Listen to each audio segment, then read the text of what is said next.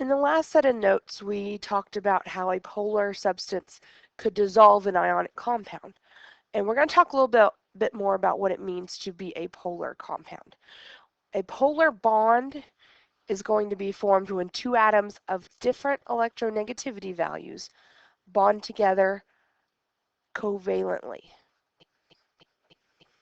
These are all going to be covalently bonded. They're sharing electrons. So there's going to be a pair of electrons, and they're going to be shared unequally. One atom will be holding them closer than the other. It's like tug of war, and one side's definitely winning. The diagram below shows a hydrogen atom that's on the left-hand side, bonded with a fluorine atom. And we talked about how fluorine has the highest electronegativity of all the elements on the table, and it's going to be pulling on those electrons with more force than the hydrogen is able to. And so that's going to result with the electron field, that electron cloud, being more around the fluorine, so it takes on a partial negative charge. This little funny symbol that's drawn right here, whenever we handwrite it, it's kind of like an 8 that doesn't finish. And it's actually the lowercase delta, how we drew the little triangle that meant change. This is the lowercase version of it. And whenever we put it like that, we're saying it's not a complete negative charge, it's a partial negative charge. And then our hydrogen over here would have a partial positive charge. And it's not so much of a charge that it's an ion. Those have a complete charge. It's just kind of positive and kind of negative. And the way we're going to determine which side, which element the electrons will be pulled more towards, is to refer to a chart that has those electronegativity values. So you have that on the back page of your notes. It looks like this.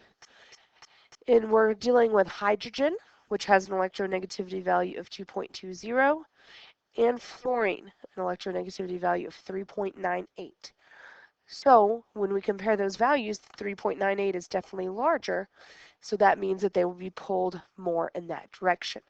So one way that we can write that is, instead of writing it exactly like that, because it kind of looks like an equation saying that hydrogen is turning into fluorine, if we draw a line through our arrow like that, we're showing that those electrons are being unevenly shared and they're being pulled more towards the fluorine in that bond.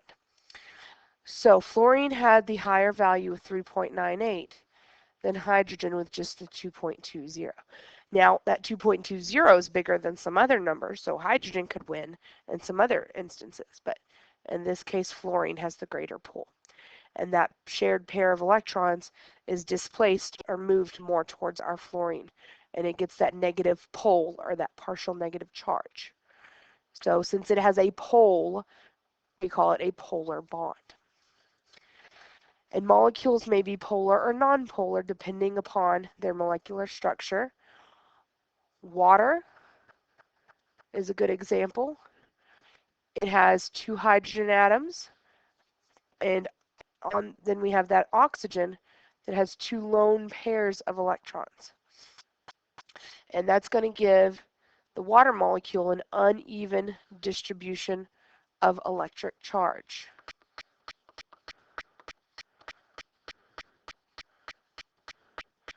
And that results in a molecule that has a partial positive on the hydrogen side here and a partial negative pole on the oxygen side with those lone pairs of electrons hanging out there. And that property of being polar makes water very good at dissolving other substances.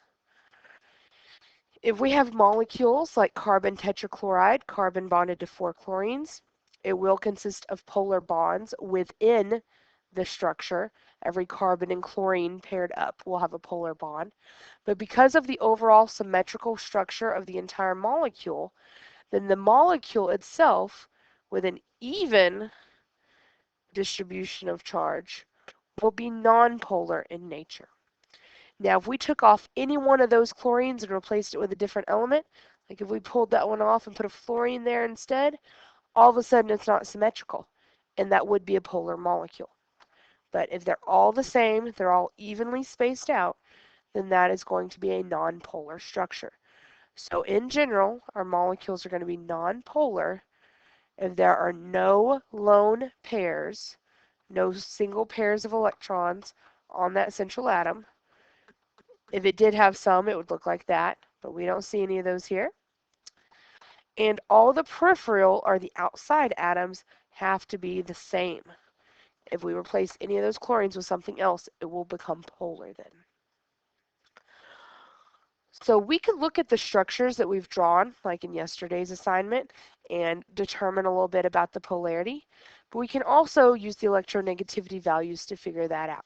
So we're going to be using our periodic table that looks like this with those electronegativity values.